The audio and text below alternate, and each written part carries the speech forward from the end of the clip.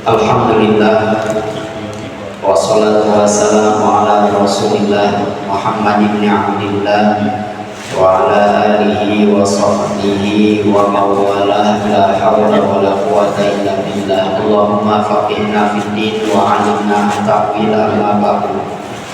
Fa inna asdaqal hadithi kitabullah wa khairal hadi Muhammadin sallallahu alaihi wasallam wa syarrul umuri muhdatsatuha wa kullu muhdatsatin bid'ah wa kullu bid'atin dhalalah wa kullu dhalalatin finnar. Hadirin jamaah yang mudah-mudahan senantiasa kita semua dimuliakan oleh Allah Subhanahu wa taala. Kita lanjut tema kita masih terkait bab muamalah. Temanya apa hukumnya ketika seorang menjual binatang yang binatang ini masih ada induknya, anaknya dijual, induknya kan ada, boleh atau tidak? Qala al-musannifu wa an Abi Ayyub al-Ansari radhiyallahu ta'ala anhu qala sami'tu Rasulullah sallallahu alaihi wasallam yaqulu, dari Abi Ayyub al-Ansari radhiyallahu anhu berkata, aku mendengar Rasulullah sallallahu alaihi wasallam bersabda, man farraqa baina walidatin wa waladiha farraqallahu bainahu wa baina ahibbatihi yaumal qiyamah. Rawahu Ahmad wa sahhahahu at-Tirmidzi wal Hakim walakin fi isnadihi maqalun. Kata Nabi, siapa orang yang memisahkan antara induknya dan anaknya, niscaya Allah akan pisahkan orang tersebut bersama orang-orang yang mencintainya kelak di yaumil qiyamah nanti. Nauzubillah. Berat juga ya. Loh, berat ini Pak, hukumnya berarti. Jadi siapa orang yang memisahkan induknya dan anaknya, maka orang ini yang memisahkan akan dipisahkan pula sama Allah sama orang-orang yang dia cintai yang kelak di yaumil qiyamah nanti. Ini hadis kalau kita pahamin berarti kita punya potensi besar ntar di yaumil qiyamah bisa bersama orang-orang yang kita cintai, Pak. Selama kita di dunia tidak pernah memisahkan antara induk dengan anaknya. Nah, mari kita masuk ke pembahasan kita nih. Kan pembahasan kita masih terkait tentang masalah jual beli. Nah, hadis ini bagaimana memahaminya? Di poin pertama kita lintas mazhab dulu, Pak. Baru nanti kita tekankan mazhab Syafi'inya bagaimana. Berdasarkan hadis ini nih, istadalla al-Imam Ahmad bi hadzal hadisi ala hurmati tafriq bainal walidati wa waladiha sawa'un kana 'abdan aw bahimatan. Kalau kata Imam Ahmad mengambil dalil dari hadis ini bahwasanya haram hukumnya memisahkan induk emaknya sama anaknya, dipisahin nih, baik itu hamba, baik itu binatang. Nah, kalau kita lihat komentar ulama, salah satunya Imam Ahmad bilang seperti ini, ketika kita menjual seekor kambing punya anak, dipisahin ini, entah emaknya yang dijual, entah anaknya yang dijual, hukumnya kalau menurut Imam Ahmad haram, tidak diperbolehkan. Sekarang gini aja, kita kembali ke kita, coba Pak. Kita kalau misalnya punya anak masih kecil, kita dipisahin bagaimana juga rasanya? Kesian itu bocah, benar Pak? Nah iya, lebih datang juga sama, makanya irhamu sayangilah man fil ardi yarhamku man fis sama. Sayangi orang yang ada di muka bumi ini siapa aja, termasuk binatang, apalagi manusia model kita semua.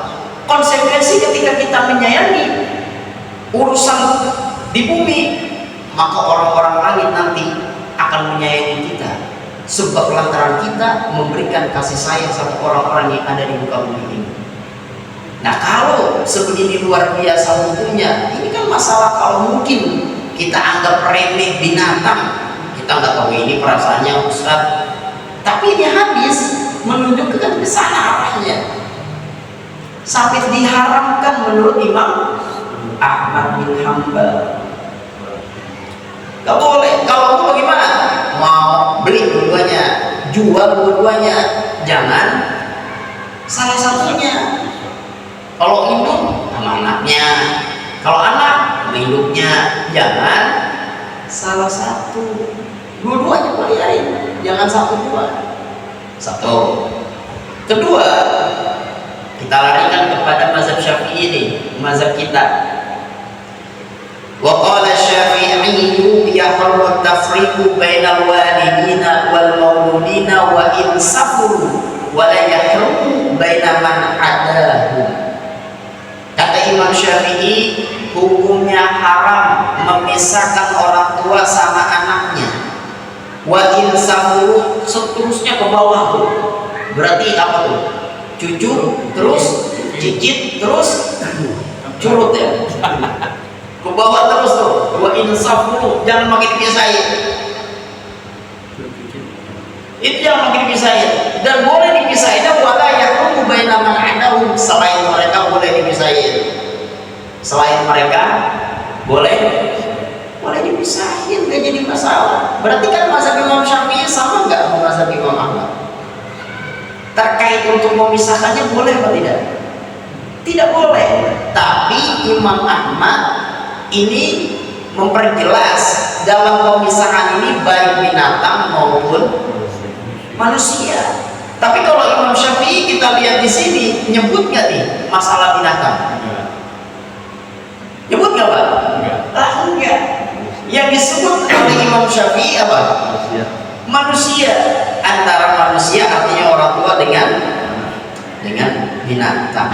Nah, terus yang ketiga, menurut Imam Abu Hanifah, wad dalilu ala dzalika ma rawa Abdurrahman an Ali radhiyallahu taala anhu qala amarani Rasulullah an abi'a gulamaini akhwaini fabituhuma fafarraqtu bainahuma fadzakartu dzalika lin Nabi sallallahu alaihi wasallam faqala adrikhuma fartajihuma.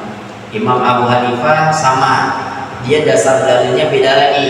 Rasulullah pernah menyuruh aku membeli, aku menjual dua bujang saudara keduanya. Lalu aku pisah antara keduanya, maka aku ceritain ke Nabi. Apa kata Nabi? Jangan kembalikan, dapatin lagi. Kalau mau jual dua-duanya, jangan salah satunya. Berarti Imam Abu Hanifah sama juga Pak, kayak mazhab Imam Syafi'i. Nah, kesimpulannya daripada hadis ini, kalau kita melihat pendapat daripada Imam Syafi'i sebagai madhab kita, maka hukumnya haram memisahkan antara induk emaknya dengan anak-anaknya saja.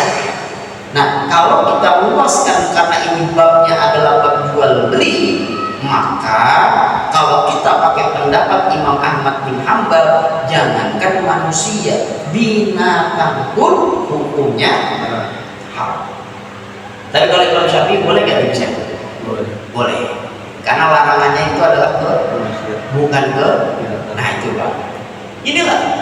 Kok bisa beda begini? Itulah Pak ulama, itulah Islam. Ketika kita mengikuti satu jalur berat, bisa pindah kepada satu jalur. Supaya apa? Hidup kita tidak sempit. Al-Quran 6666 ayat, 114 surah, 30 juz Allah turunkan, dan kita semua dikasih potensi berakal. Ada akal di kita, berpikir, punya potensi. Ketika berpikir punya pemahaman yang berbeda, dan ketika pemahamannya itu berbeda, nggak jadi masalah. Dan itu boleh kita ikutin. Terlebih kita kaji ini beberapa mazhab. Salah satu yang kita pegang adalah mazhab Imam Syafi'i, maka itulah pendapat daripada mazhab Imam Syafi'i. Maka kita jadi lentur Islam, nggak dikit-dikit gampang nyalahin Pak, nggak dikit-dikit susah nyari dalilnya. Kenapa? Sebegitu luasnya ajaran agama Allah Subhanahu wa Ta'ala. Baik, nyampe hadis ini. Hadis yang kedua, wa an Ali bin Abi Thalib radhiyallahu ta'ala anhu qala, dari Ali bin Abi Thalib, Ali bin Abi Thalib radhiyallahu ta'ala anhu berkata. Ali bin Abi Thalib ini apanya Nabi, Pak? Ali. Selain mantu apa? Sepupu apa, Pak? Ali. Sepupu Pak Ali, Pak. Sama siapa? Sama Nabi. Ali bapaknya siapa? Abu Thalib. Abu Thalib ini adiknya siapa? Abdullah. Abdullah apanya Nabi? Bapaknya. Jadi Nabi Muhammad punya bapak namanya Abdullah. Abdullah punya adik namanya Abu Thalib. Abu Thalib punya anak namanya Ali. Berarti kan anak ketemu anak nih. Berarti apa jatuhnya? Sepupu. Berarti Nabi Muhammad punya anak namanya Fatimah. Berarti Fatimah sama Ali apa jatuhnya? Mama ponakan. Cuma ponakan beda biang, bukan satu biang. Karena kalau satu biang haram nikah. Ini beda biang masalahnya. Beda biang, maka boleh nikah. Sebelum nikah jatuhnya masih om, paman, ya udah nikah, terus dua jadi menantu juga, apa sepupu Nabi juga. Apa kata Sayyidina Ali radhiyallahu anhu? Qala amarani Rasulullah sallallahu alaihi wasallam an abi'a gulamaini akhwaini. Aku disuruh sama Nabi suruh jual dua bujang, yang keduanya saudara. Kata siapa nih? Kata Ali. Jadi Ali pernah diperintah Nabi suruh jual dua bujang. Akhirnya fabi'tuhuma fafarraqtu bainahuma. Iya sih aku jual. Cuman ketika aku jual kagak dijual dua-duanya. Dijual salah satunya fafarraqtuhuma. Aku pisah tuh. Aku yang dijual, yang satu lagi kagak. Dan tuh ini Sayyidina Ali akhirnya lapor, fazakartu zalika bin Nabi sallallahu alaihi wasallam. Maka aku ceritain dah tuh ke Nabi, ya Rasul. Tadi aku jual menantu, yang satu lagi belum aku jual. Apa respon Nabi sallallahu alaihi wasallam ketika mendengar Sayyidina Ali menceritakan itu? Padahal Sayyidina Ali diperintah sama Nabi suruh ngapain? Dua-duanya ngejual. Tapi yang dijual berapa? Satu. Ceritain kan apa? Sayyidina Ali ke Nabi sallallahu alaihi wasallam. Kata Nabi, "Adrikhuma fartajihuma wa la tabihuma illa jami'a." Ini hadis memperkuat hadis yang pertama, Pak. Pesannya Nabi kepada Sayyidina Ali, ya Ali, adrikhuma. Balikin lagi dong. Dapatin lagi dua-duanya. Fartajihuma, kembaliin keduanya. Wala tabihuma illa jami'an. Jangan engkau jual keduanya kecuali bareng. Jangan salah satu. Akhirnya ketika Nabi memberikan penegasan seperti itu, baru dah dibalik. Kembali lagi kan Sayyidina Ali ngejar orang yang tadi ngebeli kan? Ngejar sama Sayyidina Ali. Nah, berdasarkan hadis ini menjadi dalil mazhab Imam Ahmad dan Imam Abu Hanifah ala adami jawazi tafriq baina kulli rahimin mahramin. Kalau tadi hadis yang pertama itu bahasanya induk dengan anaknya. Kalau ini terang-terangan manusia. Terang-terangan apa? Manusia. Nah, maka berdasarkan hadis ini mazhab Imam Ahmad Imam Abu Hanifah mengatakan ada jawaz tafriq baina kulli dzi rahimin mahramin.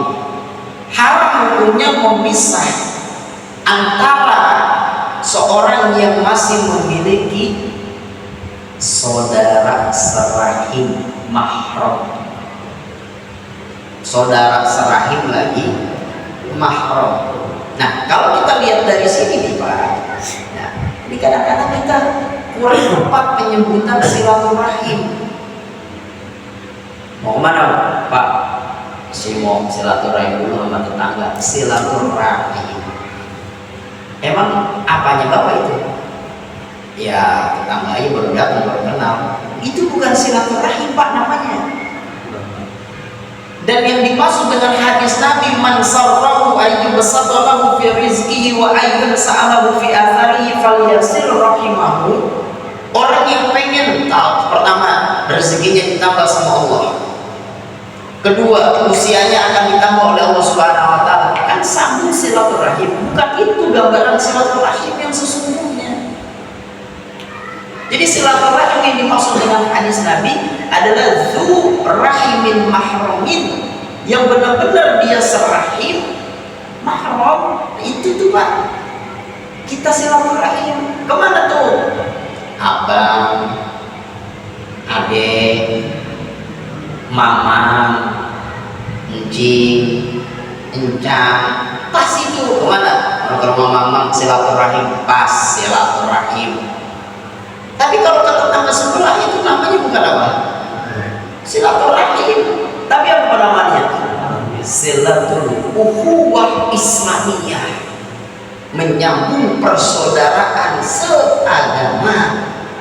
Bukan menyambung persaudaraan serahim. Urusan apa kita sama dia? Emang satu rahim sama bapak kita, sama engkau kita? Ini yang banyak keliru penyebutan di kita. Sebenarnya banyak Pak yang keliru Pak, tapi sudah menjadi bahasa Indonesia. Satu. Kedua, ente jangan beda-beda, bukan muhrimnya. Muhrim itu sedang ihram. Sedang ihram namanya muhrim. Ahrama yuhrimu ihraman wa muhraman. Fawa muhrim. Itu muhrim, orang yang sedang ihram. Lalu penyebutan apa? Mahram. Bukannya muhrim. Karena itu udah tersebar di kita, ada ribet dan berubahnya. Ya nyentuh bukan muhrim. Kedengarannya asing Pak dalam bahasa Arab. Ya, itu fatal itu. Salahnya Pak, fatal. Beda. Harokat bahasa Arab, harokatnya beda. Beda mana ya Pak? Mahram, fathah semua kan? Ma, mim, haknya sukun. Mahram, ro, fathah. Muhrim, mimnya domah, roknya kasroh. Muhrim itu harokatnya beda Pak, maknanya beda. Jadi kalau muhrim orang sedang ihram, kalau mahram man harma nikahuha, orang yang haram dinikahi itu namanya mahram. Siapa orang yang haram dinikahi? Adik, emak, itu mahram namanya. Bini mahram bukan? Nah iya bukan. Aneh kata dia berkata mahram, lah masa boleh kita nikahi? Ya, jadi jangan makin bilang bini mahram ini, bukan lah. Ya, terus apa penyebutannya dulu? Udah bukan mahram begitu, jangan makin dipendipin. Bukan mahram. Nah ini Sayyidina Ali dipesan begitu, ya, sama Rasulullah dipisahkan, malah bukan dijual semua, malah salah satunya. Nah ini dijadikan dasar mazhab Imam Ahmad bin Hanbal, tidak boleh nih menjual, ketika menjual memisahkan antara saudaranya. Nah, wa taqaddama anna Syafi'iyya harramat tafriqa bainal walidati wa waladiha faqat. Ini kita udah bahas tadi itu, bahwasanya mazhab Syafi'i mengharamkan memisahkan antara emak dan anaknya saja, titik. Kagak embel-embelnya lagi. Nah, kalau tadi kan pemahaman Imam Ahmad bin Hanbal, mau dia binatang, mau dia manusia. Nah, kalau kita lihat kepada mazhab Imam Syafi'i, hadis ini kan berarti memperkuat pendapatnya. Apa pendapatnya? Tadi kan Imam Syafi'i anaknya apa? Manusia. Hadis yang pertama. Lalu hadis yang kedua, di sini Sayyidina Ali disuruh perintah oleh Nabi, janganlah engkau menjual kecuali dua-duanya. Apa tuh? Gulamaini akhawaini, dua bujang. Berarti kan manusia. Nah, kalau kita mazhab Imam Syafi'i melarikan dua hadis ini sebagai i'timad pegangan Imam Syafi'i, maka hukumnya tidak boleh antara emak dan anak dipisah. Nah, sekarang kita larikan nih masalahnya ke perkawinan. Kalau ada pernikahan seseorang, tiba-tiba mohon maaf, nauzubillah, cerai antara suami dan istri. Berebutan ini siapa yang merawat anaknya? Apakah untuk emaknya, apa untuk babanya? Pengadilan. Jadi kalau kita lihat kepada hadis ini, dilihat ini anak usianya berapa tahun. Kalau usianya masih di bawah 2 tahun, Pak, kita laki-laki mewah. Kalah kita. Kenapa? Punya emaknya itu, biarin emaknya yang merawat. Ya kita begitu jangan pakai kuatan senang, biarin, ingat kok keluar begitu lagi hitungannya. Padahal Pak, satu ya sebelum kita ke sini, satu poinnya, ketika rumah tangga dalam perjalanan itu dicoba oleh Allah, dia kuat menahan ombak yang luar biasa sampai tidak terpisah di antara keduanya, insya Allah ada solusinya. Tapi kalau sudah terpisah banyak dan bahkan terjadi, ingat Pak, abghadul halal indallahi at-thalaq. Memang ketika berpisah kepada seorang istri itu, cerai maksudnya, emang itu halal Pak. Tapi disitulah Allah sangat murka kepada seorang hamba yang ketika dia berpisah kepada seorang istri.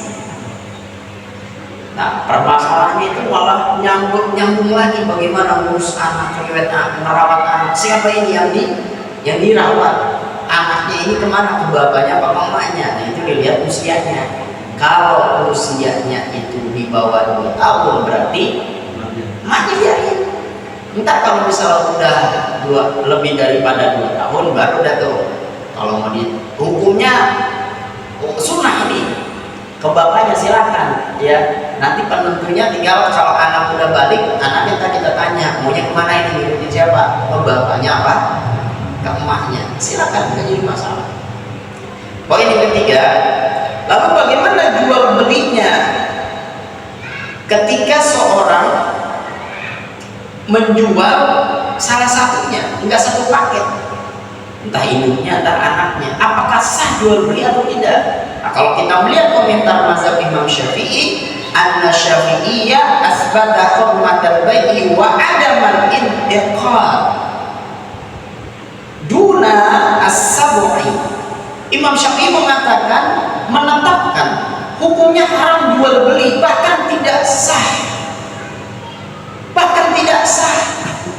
Ketika memang itu harus satu paket dijual cuma salah satunya, pertama haram berarti dosa, kedua jual belinya tidak sah. Dunas sabu'i, ada pengecualian nih kalau Imam Syafi'i, boleh menjual binatang buas walaupun dipisah sama induknya. Buas binatangnya kayak apa contohnya? Berarti dia menjual macan. Nah itu boleh, jadi batal jual belinya. Tapi kalau mazhab imam yang lain, jual belinya sah apa enggak? Lah sah Pak. Salah satunya mazhab Imam Abu Hanifah, jual belinya sah. Dosa apa kagak tapi? Lah dosa, kenapa? Karena udah melanggar apa? Aturan. Jual belinya sah, nggak jadi masalah. Tapi kalau mazhab Syafi'i, jual belinya kan sah, melanggar aturan. Jadi satu dapat dosa, yang kedua jual belinya tidak sah. Baik, yang di sini ada lagi mau ditanya apa?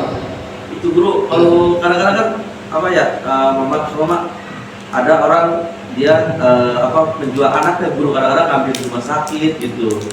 Nah orang yang beli itu bagaimana Guru? Semua misalkan lahiran ditinggal dah orang tua gitu, lalu dibeli di rumah sakit atau di bidan, itu gimana Bu? Seperti itu. Bagaimana hukumnya ketika seorang menjual anaknya? Banyak orang. Iya. Nah ini apakah yang dosa yang menjual, apakah yang dosa yang membeli?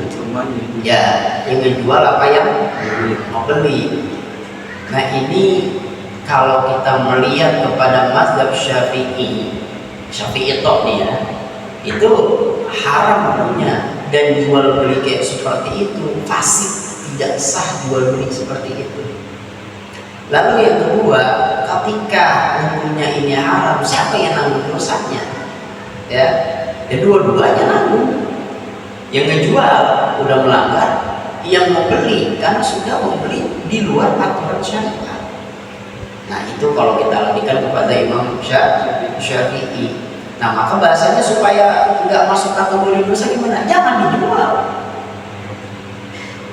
Jangan dijual. Kan ini kan pembahasan kita bab muamalah, kan bab terkait tentang jual beli ini. Jangan dijual. Lalu bagaimana kalau andai kata mau diberikan dosa enggak? Lebih itu dengan dijual. Ketika ada orang yang memberikan, silakan urus. Diadopsi ini anak, silakan.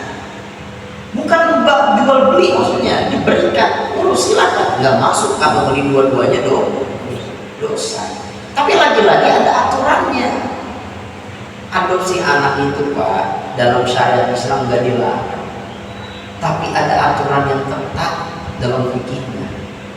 Siapapun anaknya, mau perempuan kayak mau laki kayak, hitungnya kemana? Ke kita. Mohon maaf, satu, andai kata saya mengadopsi anak, saya laki, ketika yang saya adopsi anak perempuan, maka sampai kapanpun itu anak bukan mahram saya lagi. Maka konsekuensi fikihnya bisa menjaga, jangan menyentuh, jangan lihat auratnya, kan nggak bisa untuk menjadi wali nikah ke depannya, dan itu berat. Kalau itu bisa kita jalankan, menjaga itu, silakan. Dan ya memang entar di poin terakhirnya yang sedih itu ketika nikah, ya. Makanya kalau saya pribadi silakan, ya kalau ada yang seperti itu, tapi bisa nggak kita untuk menjaga aturan dalam fikih? Jangan sampai kita langgar dalam aturan fikihnya. Kalau kita langgar aturan fikihnya, dosa apa enggak? Dosa apa? Iya, tiap hari berarti kan kesentuh, ya. Tiap hari megang, ya namanya anak. Kadang-kadang kita cium juga, ya namanya anak, ke situ larinya. Tapi kalau dia sama istri kita, ya kan dia sama-sama perempuan. Sekarang kita balik. Kalau gitu jangan pakai anak perempuan, anak laki. Ke kita aman, ke bini kita. Ketika bini kita itu punya wudu sholat, dia sudah akil balik, nyentuh, batal nggak? Batal. Kesana larinya. Lalu bagaimana enaknya supaya tidak batal gitu? Ya kalau masalah enaknya nih, kita ngambil enaknya. Ya kalaupun mau, ya kita urus, tapi jangan sampai kita mengadopsi itu. Ya urusin apa kita urus, ya. Emaknya kita kasih dia tidak jadi masalah. Cuman kita pengen, ya satu sisi pengen punya anak, kita urus begini. Ya kalaupun kita bisa menjaga aturan fikih, ya silakan. Dalam Islam diperbolehkan. Wa an Anas bin Malik radhiyallahu ta'ala qala qala as-siru fil madinati ala hadi Rasulullah sallallahu alaihi wasallam. Ini pembahasannya maksud di kita ini Pak. Qala as-siru, harga pada naik waktu di Madinah pada masa Nabi Shallallahu Alaihi Wasallam. Pada naik Pak, barang-barang harganya. Kita ini pada naik apa lagi? Naik ke turun-turun. Nah di sini manusia di sini artinya sahabat. Faqala nas ya Rasulullah qala as-sir fasa'ir lana. Sahabat berkata, ya Rasul, harga pada naik ini, coba ya Rasul tetepin harga buat kita ini. Kalaupun naiknya berapa ya Rasul, tetepin. Apa jawab Nabi Sallallahu Alaihi Wasallam ketika sahabat minta ditetepin harga pada naik di pasar? Nabi bilang, faqala Rasulullah Sallallahu Alaihi Wasallam, Innallaha huwal musa'ir. Allah lah yang menetapkan harga.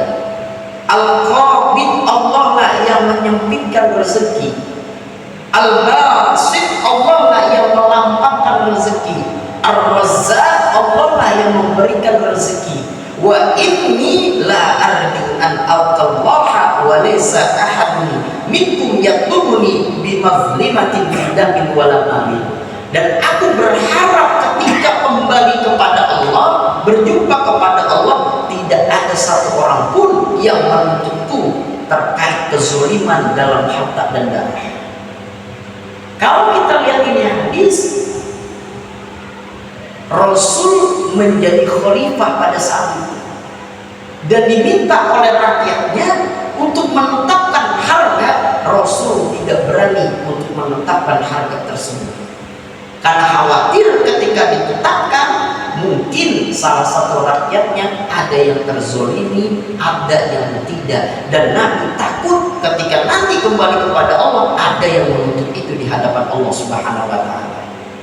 Maka berdasarkan hadis ini, dalilun ala annahu la yajuzu lil imami ayyusa'ir, tidak boleh pemimpin menentukan harga.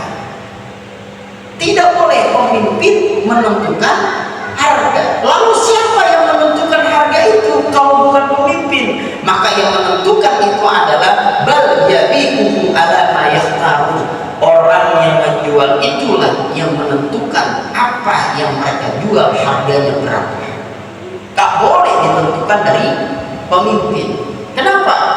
Emang ketika pemimpin menentukan harga, dia tahu barangnya apa aja. Dan andai kata ditentukan, punya potensi besar nggak adanya rendah tinggi? Pasti ada. Kenapa? Karena kan nggak tahu barangnya.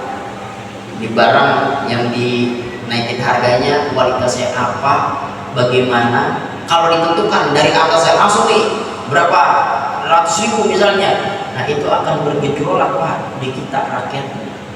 Nah maka kalau kita kembalikan kepada sekarang ini, tidak berhak seorang pemimpin menentukan takaran apa? Harga Pak. Dan itu dikembalikan kepada muamalah orang tersebut yang menjual itu berapa naiknya. Kalau andai kata itu ditentukan langsung kepada pimpinan atas, tidak diperbolehkan berdasarkan hadis Nabi Sallallahu Alaihi Wasallam. Nah, kalau kita lihat Rasulullah luar biasa Pak. Beliau tidak mau dituntut oleh seorang pun di hadapan Allah. Khawatir apa? Khawatir ketika Rasulullah menaikkan harga itu ada sifat kezoliman atau sifat zolim yang nanti hamba akan tersakiti dengan penentuannya. Maka Nabi tidak ingin seperti itu. Nah berarti kita kalau andai kata menjual suatu harganya naik, boleh apa enggak? Lah boleh, kan nggak mengapa. Benar nggak Pak? Mungkin kita terkuasa. Boleh kita naikkan nggak mengapa. Nggak mesti harus diatur sama RT, nggak mesti diatur sama RW. Kita yang beli bahan, kita yang tahu apa urusannya Pak RT. Pak RT ono saya beli ono, ngapa dinaikin sih sama dia? Lah dia jual, RT urusannya apa coba? Jadi inilah kita kaji terkait tentang masalah jual beli. Ya, biar kita tahu bagaimana jual beli yang disyariatkan dalam agama Islam. Baik, Al-Fatihah. Bismillahirrahmanirrahim. Alhamdulillahirabbil alamin. Ya Rabbil alamin. Bismillahirrahmanirrahim. Alhamdulillahirabbil alamin. Hamdan wa yukafi wa mazida. Allahumma shalli wa sallim ala sayyidina Muhammadin wa ala ali sayyidina Muhammad. Allahumma anfa'na bima 'allamtana wa 'allimna ma yanfa'una wa rzuqna uluman tanfa'una fid dini wad dunya wal akhirah. Allahumma faqihna fid din wa 'allimna at-ta'wil. Allahumma ij'alna wa auladana wa dzurriyyatina min ibadika shalihin bi fadlika wa karamika wa judika ya akramul akramin. Allahumma rabbana taqabbal minna innaka antas samiul 'alim wa tub 'alaina innaka antat tawwabur rahim. Rabbana atina fid dunya hasanah wa fil akhirati hasanah wa qina adzabannar. Wa sallallahu ala sayyidina Muhammadin wa ala alihi wasallam. Walhamdulillahi rabbil alamin.